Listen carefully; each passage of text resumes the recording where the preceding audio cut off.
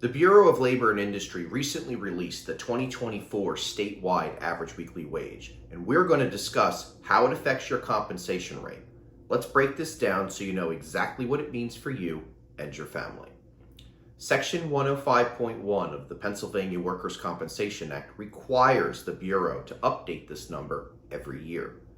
For those injured in 2024, the statewide average weekly wage is now $1,325. That's a 4% increase from 2023. Now let's talk about how this impacts you if you're injured at work. Workers' comp in Pennsylvania covers lost wages and medical care. Now generally you'll receive 2/3 of your average weekly wage, but remember, it's not a one-size-fits-all calculation. To estimate your average weekly wage, use your weekly earnings from all jobs you had at the time of injury, before taxes and deductions. If you want to do the math, you'll need to fill out the Statement of Wages worksheet, which I'll link for you in the description, or you can talk to a lawyer and they'll do it for you. Now, what counts towards your average weekly wage?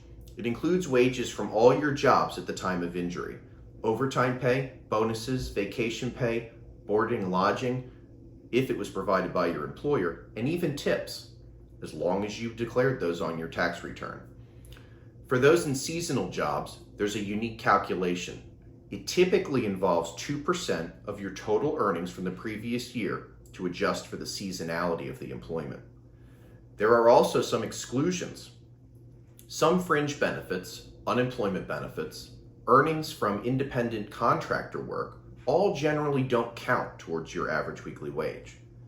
Now, it's important to note that by law, your compensation cannot exceed the statewide average weekly wage for the year of your injury. However, there is one perk. These benefits are not taxable. This graphic outlines how to calculate your benefit rate based on your average weekly wage for injuries from 2022 to 2024.